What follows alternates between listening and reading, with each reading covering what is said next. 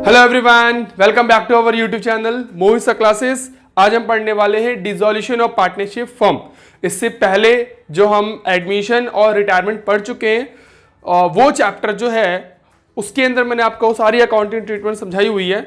और जो dissolution of partnership firm है ये बहुत ईजी है, उनके मुकाबले तो ईजी है, क्योंकि किसी भी चीज को स्टार्ट करना, ठीक है, और बंद करना, तो बंद करना बहुत ही ईजी होता है।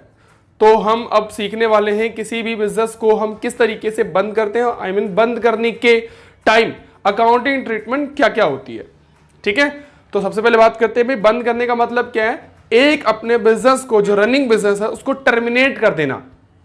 अब आपके मन में क्वेश्चन आएगा भाई क्यों, ऐसा क्यों हो रहा है, एक रनिंग बिजनेस हम क्यों बंद कर रहे हैं। तो एक रनिंग बिजनेस के बंद होने के बहुत सारे रीजन हो सकते हैं। हो सकता है कि जो बिजनेस है वो रेगुलर लॉस क्रिएट कर रही हो, लॉस को अब हम फेस नहीं कर सकते, ठीक है, आउट ऑफ कैपेसिटी हो चुकी है।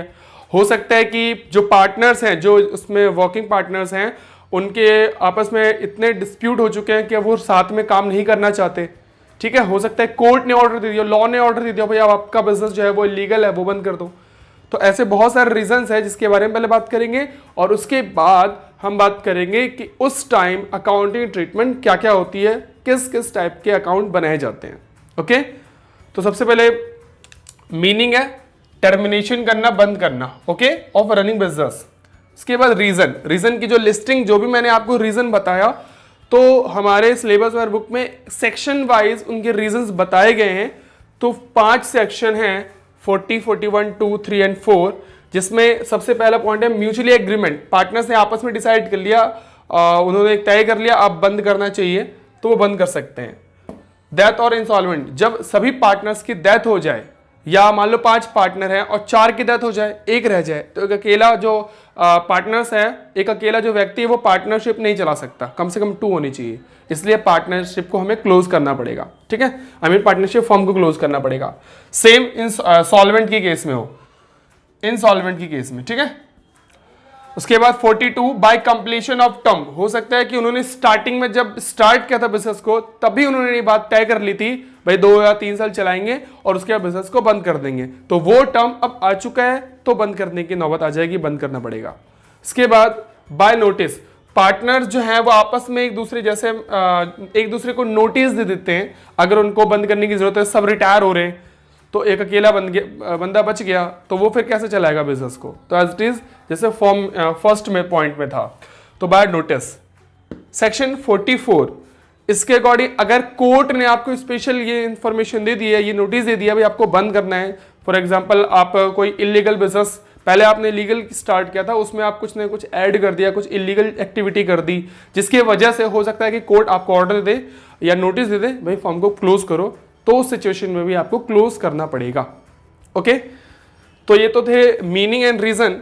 अब हम लास्ट पॉइंट की बात करते हैं, बुक ऑफ अकाउंट। कौन कौन से अकाउंट मेंटेन किए जाते हैं जब हम डिसोल्यूशन करते हैं। तो देखिए सबसे पहला अकाउंट है इसके अंदर रियलाइजेशन अकाउंट, सेकंड है कैपिटल अकाउंट, थर्ड पार्टनर्स का लोन अकाउंट, और फिर फोर्थ बैंक और कैश अकाउंट। इसमें बैलेंस शीट नहीं बनाई जाती, बैलेंस शीट तो हम तब बनाएंगे ना जब कुछ बैलेंस बचेगा, अभी तो सब कुछ खत्म करना है। तो सबसे पहले क्या करते हैं हम, देखो ये फर्म जो है वो क्लोज करना है हमें। तो फर्म में क्या होती है, लायबिलिटीज और असेट्स तो होती है ना, जब हम बंद करेंगे तब भी चीजें होंगी। तो हमारे जो लायबिलिटीज हैं वो हमसे आके पैसा मांगेगा, भाई अपना जो भी बिजनेस है वो बाद में बंद कर लेना, हमें अपना पेमेंट वापस चाहिए। ठीक है, तो इनको तो हमें पेमेंट करना है, और हमारी जो असेट्स है उनको हम क्या कर देंगे, सोल्ड कर देंगे, बेच देंगे। जब इन असेट्स को बेचेंगे तो आपके पास पैसा जनरेट होगा, कैश जनरेट होगा, और उस कैश से हम अपनी लायबिलिटीज की पेमेंट कर देंगे। सिंपल सी बात ये है यहाँ पे। ठीक है, और इस पूरे तामझाम में हो सकता है आपको फायदा हो जाए, हो सकता है आपको नुकसान हो जाए। सपोज कि आपके असेट्स बेच करके 50,000 रुपए जनरेट हुए और आपको सिर्फ 30,000 पेमेंट करनी थी, तो 50 में से तो 20,000 जो बच गए, वो पैसा फिर हम पार्टनर्स को, यानी पार्टनर्स के कैपिटल अकाउंट में हम ट्रांसफर कर देंगे as a profit and a loss. अगर कम हुआ है तो फिर लॉस, ज्यादा हुआ तो प्रॉफिट। ठीक है, तो ये सारी चीज जहां पे हम करने वाले हैं, लायबिलिटीज को पेमेंट करना, असेट्स को बेचना, ये सब कुछ हम कहां करने वाले हैं, रियलाइजेशन अकाउंट में तो हम सबसे पहले अब बात करते हैं रियलाइजेशन अकाउंट के बारे में कंप्लीट। तो चलिए हम बात करते हैं हम रियलाइजेशन अकाउंट की। रियलाइजेशन अकाउंट सबसे पहले हमें जर्नल एंट्री करनी है और उसके बाद फिर इसका फॉर्मेट, ठीक है। रियलाइजेशन अकाउंट वो अकाउंट जिसके अंदर हम जो भी हमारे पास एसेट्स होती है, मतलब जब आप ये क्वेश्चन को सॉल्व कर रहे होगे ना, तो आपके पास एक बैलेंस शीट गिवन होगी, एक बैलेंस शीट। बैलेंस शीट में एक तरफ असेट्स और दूसरी तरफ लायबिलिटीज। तो हमें क्या करना होता है, जितनी असेट्स होती है ना उन सबकी लिस्टिंग करेंगे वन बाय वन, क्या क्या असेट्स है हमारे पास, और फिर उनको वन बाय वन बेचेंगे। एज इट इज जितनी लायबिलिटीज है सबको वन बाय वन उनकी लिस्टिंग करेंगे भी क्या क्या लायबिलिटीज हमारे पास है पेमेंट करने लायक, और फिर उनकी पेमेंट कर देंगे, ठीक है। तो लिस्टिंग करने का मतलब एक तरीके से जो भी असेट्स है उस असेट्स को रियलाइजेशन अकाउंट में पहले हम ट्रांसफर करेंगे। तो एंट्री होगी assets transfer to realisation account, realisation account debit to assets. Assets का बैलेंस क्या होता है, डेबिट होता है, उसको कैंसिल करने के लिए क्रेडिट करेंगे, realisation account debit to assets. अगर असेट्स को बेचेंगे, भाई पहले लिस्ट कर लिया, अब बेचेंगे, सोल्ड करेंगे। सोल्ड करेंगे तो पैसा आपके पास आएगा bank account debit to realisation account. उसके बाद असेट्स, अगर किसी असेट्स को पार्टनर ने ले लिया है, ठीक है, ये बेचने का मतलब हमने मार्केट में सोल्ड किया होगा, बेचा होगा, पैसे आए होंगे, बट कई बार क्या होता है असेट्स को पार्टनर लेके चले जाते हैं। तो एंट्री होगी partners capital account debit to realisation, मतलब आपके पास पैसा ना आ करके अब पार्टनर्स के कैपिटल को आप कम कर लोगे, डेबिट कर लोगे। पार्टनर का कैपिटल क्या होता है, क्रेडिट होता है, तो कम करने के लिए डेबिट करेंगे। इसके बाद सेम जैसे एसेट्स के बारे में सॉल्व किया, transfer, sold out, okay, as it is. Liabilities को ट्रांसफर करने की एंट्री होगी liabilities to realisation. Liabilities credit होता है, ट्रांसफर करने के लिए उसे हम ट्रांसफर करने के लिए अपोजिट करेंगे डेबिट टू रियलाइजेशन अकाउंट। फिर लायबिलिटीज की पेमेंट करेंगे तो पैसा आपका जाएगा तो टू बैंक, और रियलाइजेशन को डेबिट करेंगे, ठीक है। अगर किसी लायबिलिटीज या असेट्स को अगर हम बेचते हैं, अगर असेट्स को बेचते हैं एंट्री क्या होती है, पैसा आपके पास आता है, bank account debit to assets, assets आपके पास जाएगा। तो देखिए ये दोनों वही एंट्री है। अगर मैं रियलाइजेशन से रियलाइजेशन कैंसिल कर दूं तो bank account debit to realisation, but हमें यहाँ पे दो बारी में एंट्री करनी है एज इट इज लायबिलिटीज में, ठीक है। अगर किसी पार्टनर ने कोई लायबिलिटीज ले लियो, वो कहता है भाई ये जो असेट्स है, ये जो लायबिलिटीज है, इसकी पेमेंट हम कर देंगे, आप हमारे अकाउंट में पैसा ट्रांसफर कर दो, तो उनके अकाउंट में पैसा ट्रांसफर कर देंगे, यानी पार्टनर्स की कैपिटल को क्रेडिट कर देंगे और रियलाइजेशन को आप डेबिट करके एंट्री करोगे लायबिलिटीज टेकन बाय पार्टनर की, ठीक है। तो जैसे असेट्स लिया था वैसे ही पार्टनर्स लायबिलिटीज भी ले सकते हैं। और इस पूरे तामझाम में आपको या तो फायदा होगा, प्रॉफिट होगा, या लॉस होगा। अगर क्वेश्चन में प्रॉफिट हुआ है सॉल्व करते हुए तो रियलाइजेशन टू पार्टनर्स कैपिटल, अगर क्वेश्चन में लॉस हुआ है तो फिर अब रिवर्स कर देंगे, पार्टनर का कैपिटल डेबिट होगा, उनकी कैपिटल को कम कर देंगे और रियलाइजेशन क्रेडिट होगा। तो इसके थ्रू ही हम फॉर्मेट ऑफ रियलाइजेशन अकाउंट सीखेंगे। तो देखिए सबसे पहले इसके थ्रू सिखाता हूं, उसके बाद फिर हम डायरेक्ट फॉर्मेट अगर क्वेश्चन आए तो फिर कैसे करना है उसके बारे में बताएंगे।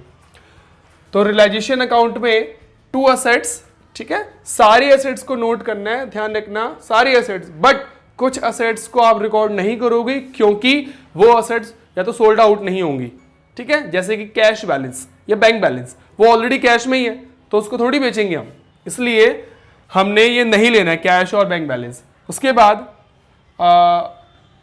रियलाइजेशन में बाय बैंक, ठीक है, जो हमने एसेट्स को बेचने की एंट्री की थी। उसके बाद असेट्स को पार्टनर ने ले लिया तो रियलाइजेशन में बाय पार्टनर्स कैपिटल।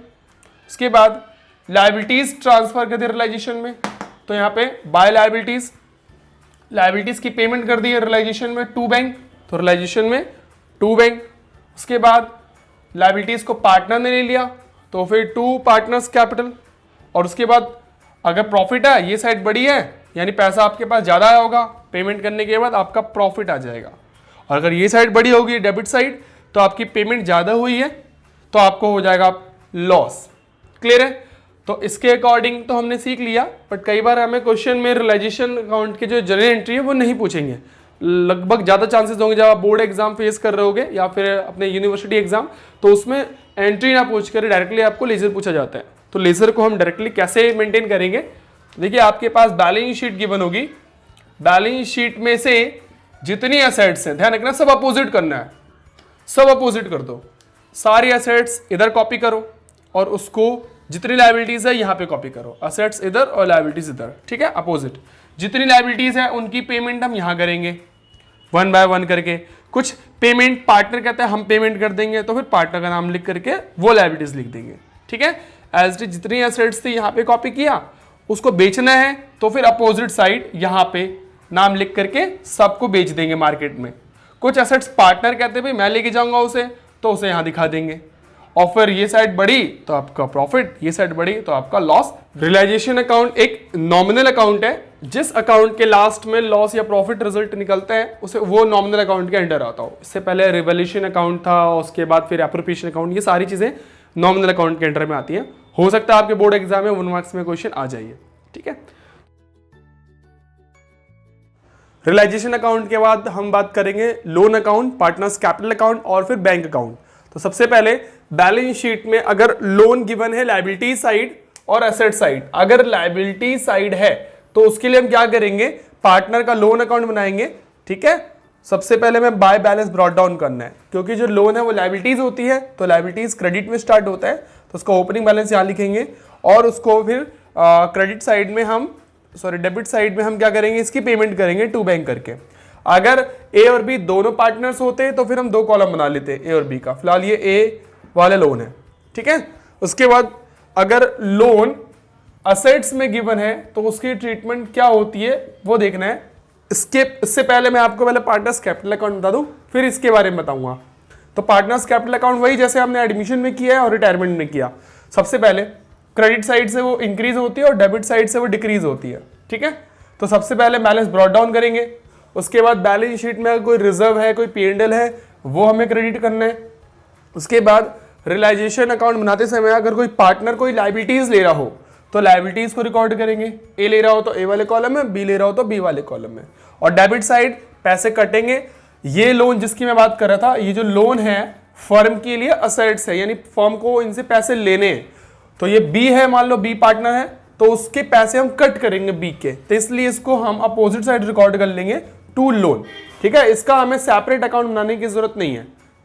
उसके बाद अगर ड्राइंग क्वेश्चन में है तो ड्राइंग दिखा दो। अगर पार्टनर ने असेट्स ली हो, लायबिलिटीज ली हो तो यहां दिखा दिया। अगर पार्टनर ने असेट्स लिया हो तो असेट्स को हम यहां पे दिखाएंगे डेबिट साइड, ठीक है। और फिर प्लस माइनस करने के बाद हम टू बैंक फाइनल पेमेंट कर देंगे मिस्टर ए और बी को।